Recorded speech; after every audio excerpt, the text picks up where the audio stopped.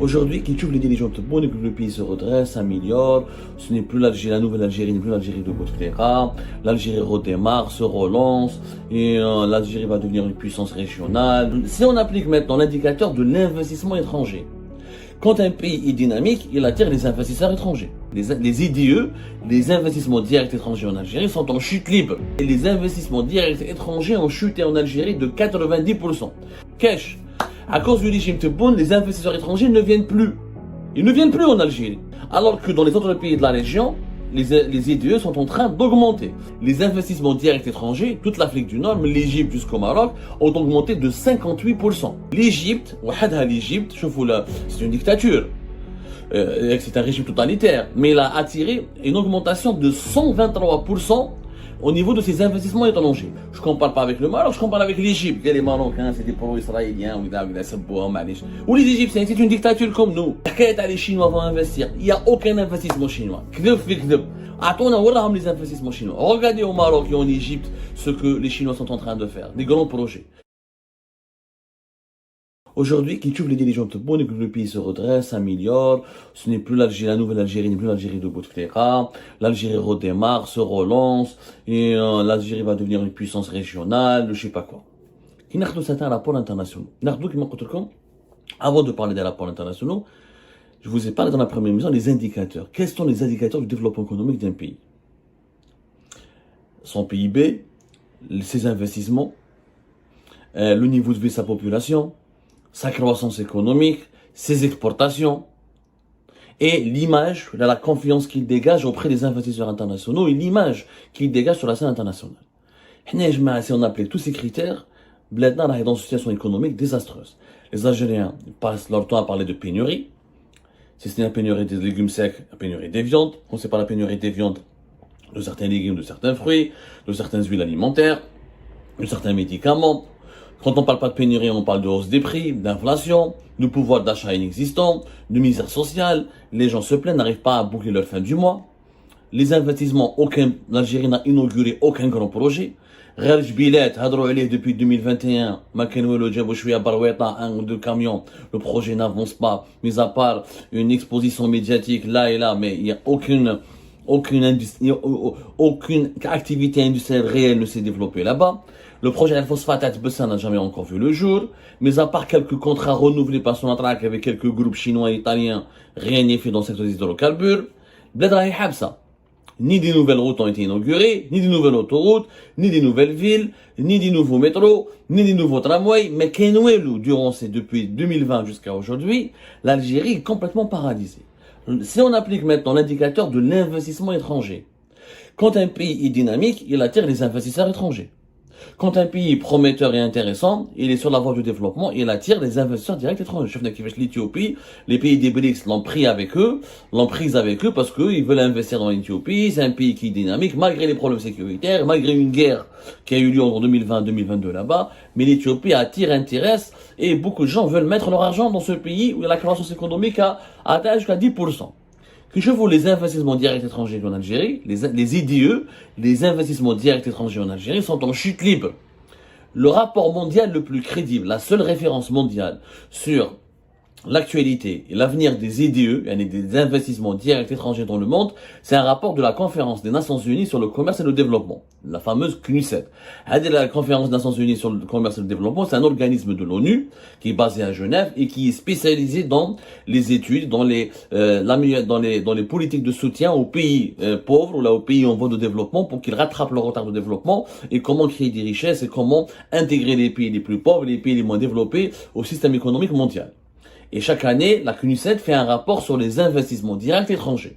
Comme je vous ai expliqué à maintes reprises, et pas plus loin que ce matin, l'investissement direct étranger est un indicateur incontournable pour développer un pays.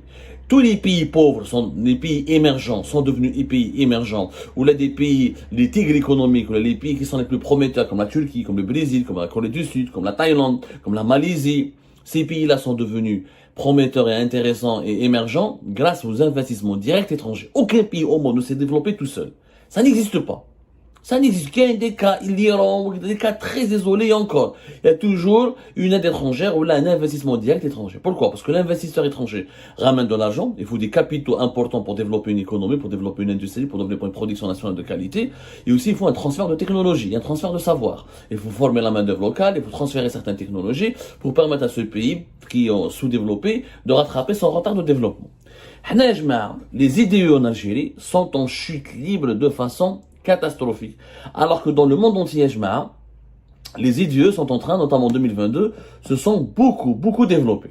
Alors, si on prend l'Algérie, les investissements directs étrangers en 2022 ont chuté de 89%. Grippe 90%. C'est énorme. Il faut remonter jusqu'à la décennie noire pour voir une chute aussi libre. 90%. Les investissements directs étrangers ont chuté en Algérie de 90%. En 2021, 870 millions de dollars ont été investis en Algérie. En 2022, il y a eu 89 millions de dollars uniquement qui ont été investis. Cash. À cause du régime Tebboune, les investisseurs étrangers ne viennent plus. Ils ne viennent plus en Algérie. Alors que dans les autres pays de la région, les IDE sont en train d'augmenter. La tech, par exemple, dans la région Afrique du Nord, les investissements directs étrangers, toute l'Afrique du Nord, mais l'Égypte jusqu'au Maroc, ont augmenté de 58%. Ils sont passés de 9,5 milliards de dollars en 2021 à 15 milliards de dollars et quelques en 2022. L'Égypte, c'est une dictature.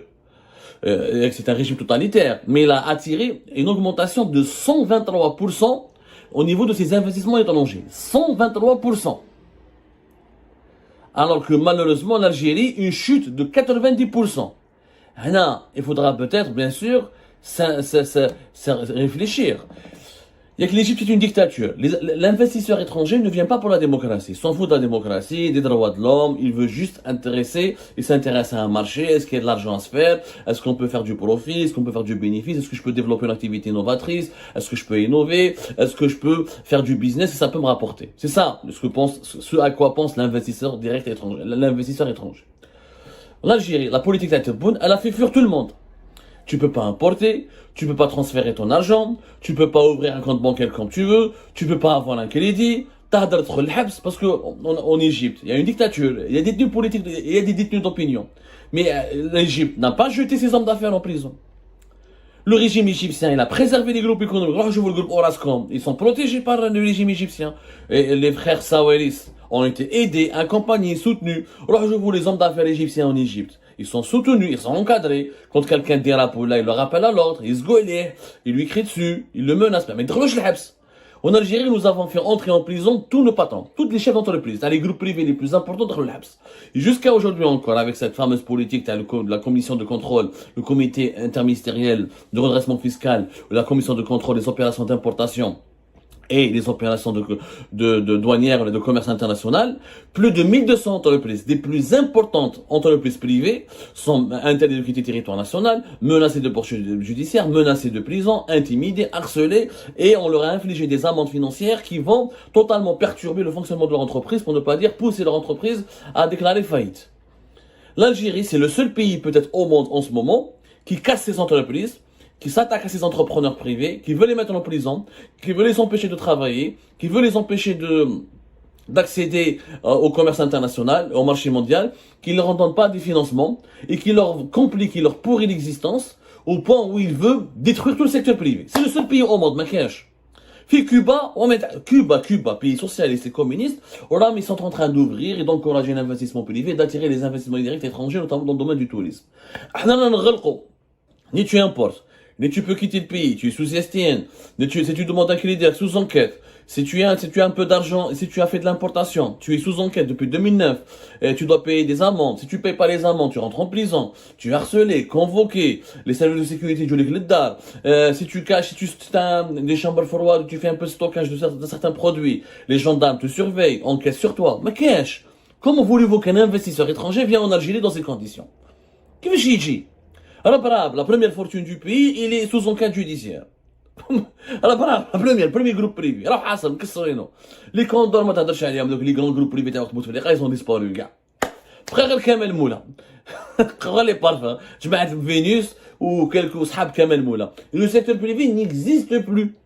Personne ne travaille, personne n'arrive à travailler, personne n'arrive à débloquer un projet, personne n'arrive à convaincre un ouélier de le soutenir, ou de convaincre une banque étatique de le soutenir. Tout l'argent part pour les entreprises étatiques, Air Algérie, les Sonalgaz, les Sonacotra ou les Sonabotra, qui ne servent à rien, les 900 entreprises publiques, etc., qui sont en situation de quasi-faillite, les Algérie Télécom ou les entreprises étatiques qui ne servent à rien, les Hadjar, qui sont totalement faillites, mais qui sont soutenus par l'État, alors que le secteur privé, pourtant, quand tu prends les chiffres officiels, le secteur privé bénéficie de l'argent,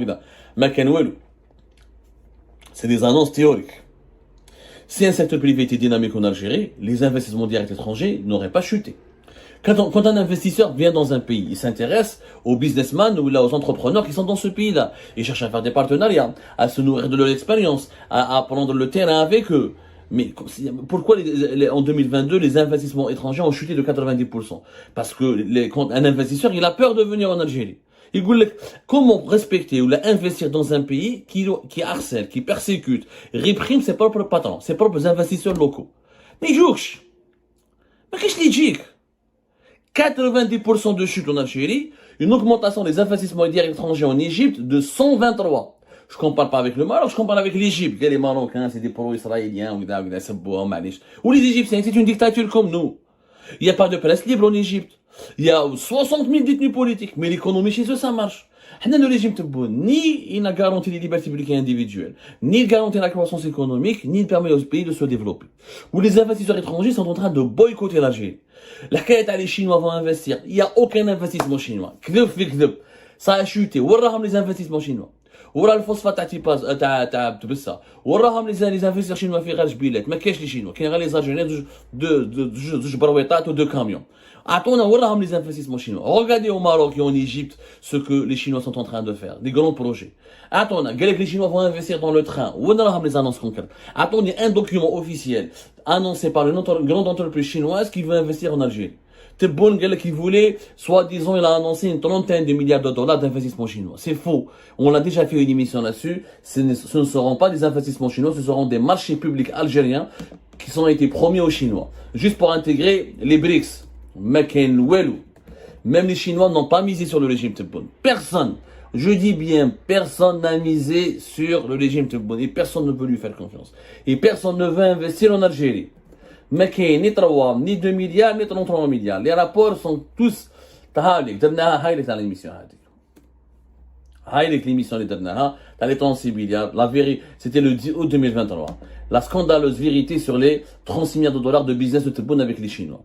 Il n'y a eu aucun. Quand une entreprise chinoise veut faire des grands investissements, elle fait des annonces, des conférences de presse, des cérémonies de signature, parce que c'est des entreprises qui sont cotées en bourse, elles informent leurs actionnaires, elles informent leurs partenaires. Mais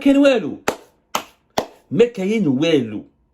Pourquoi? Parce que les gens ne peuvent, les investisseurs internationaux, soit chinois, russes, américains, français, allemands ou japonais, ne pourront pas faire confiance à un État, à un régime qui est instable, qui est trop dictatorial, qui monopolise, qui impose des monopoles sur l'économie, qui empêche la liberté d'entreprendre, qui persécute ses propres entrepreneurs locaux et ses propres investisseurs locaux, et qui a une gestion dirigiste et fermée de l'économie.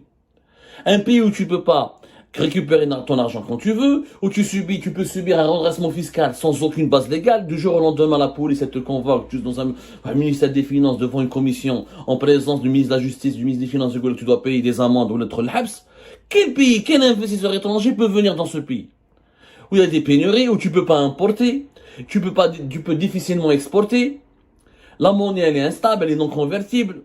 Personne ne va investir en Algérie à ce rythme-là.